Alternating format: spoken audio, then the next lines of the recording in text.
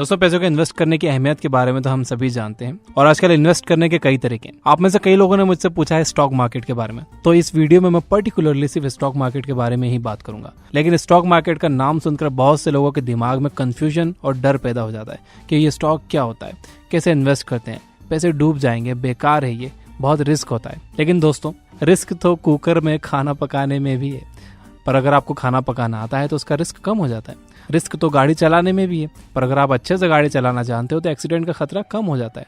ठीक उसी तरह स्टॉक मार्केट में भी रिस्क है और आप इस रिस्क से कभी भी नहीं बच पाओगे। लेकिन अगर आपके पास सही नॉलेज है तो आप इस रिस्क को काफी हद तक कम कर सकते हो। इसके बाद बहुत से लोगों का मानना है कि स्टॉक मार्केट एक जुआ है। हाँ, अगर आपको इसके बारे में कुछ नहीं पता है और फिर भी आप उसमें इन्वेस्ट किए जा रहे हो तो ये आपके लिए एक जुआ ही है। आपको यहाँ समझना होगा कि रिस्क में और कैलकुलेटेड रिस्क में फर्क होता है। आपको स्टॉक मार्केट में कैलकुलेटेड रिस्क लेना होगा। कैलकुलेटेड रिस्क कैसे लेते हैं, आइए देखते हैं। सबसे पहले आप ये डिसाइड करो कि आप कितना रिस्क ले सकते हो।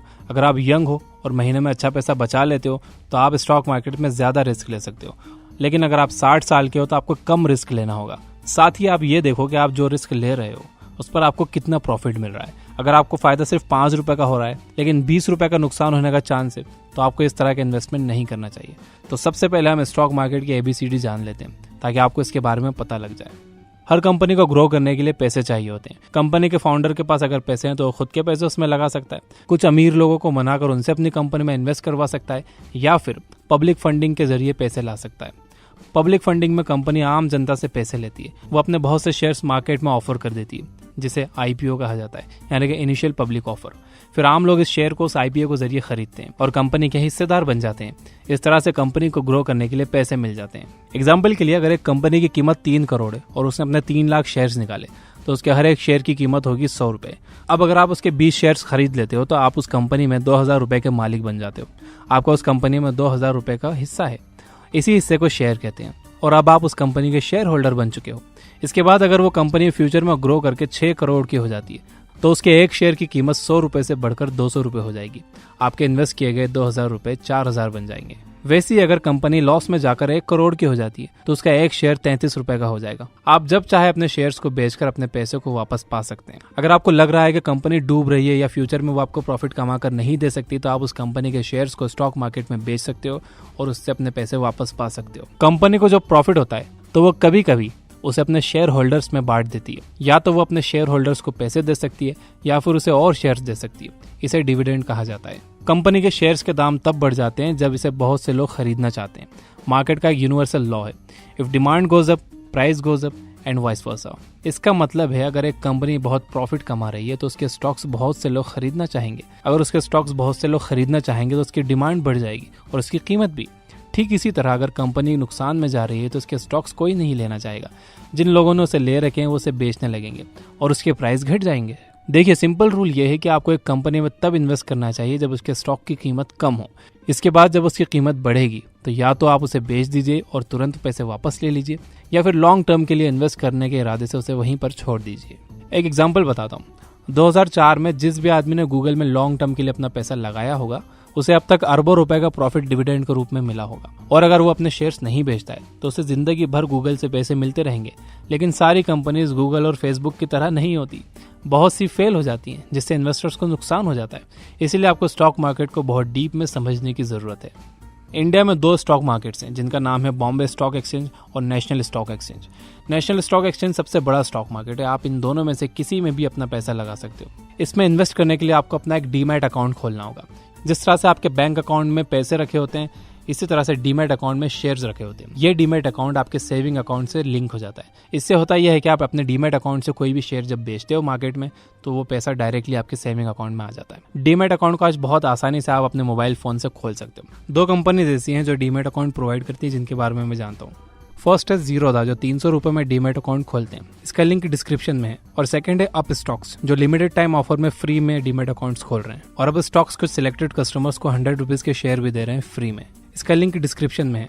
अगर आप एक स्टूडेंट हो, आपके पास पैसे नहीं है इन्वेस्ट करने के लिए तो भी आपको डीमैट अकाउंट तो खोलना ही चाहिए सीखने के लिए। स्टॉक मार्केट में रिस्क तो होता ही और इस रिस्क को कोई भी कभी भी खत्म नहीं कर सकता। अगर आप जिंदा हो तो मरने का रिस्क कहीं ना कहीं हमेशा होता ही है, लेकिन इसका मतलब ये नहीं है कि आप लापरवाही से अपना दिन बिताओ, रोड देखकर क्रॉस ना करो या फालतू के 10 फ्लोर की बिल्डिंग में ऊपर शक्तिमान बनने की कोशिश करो।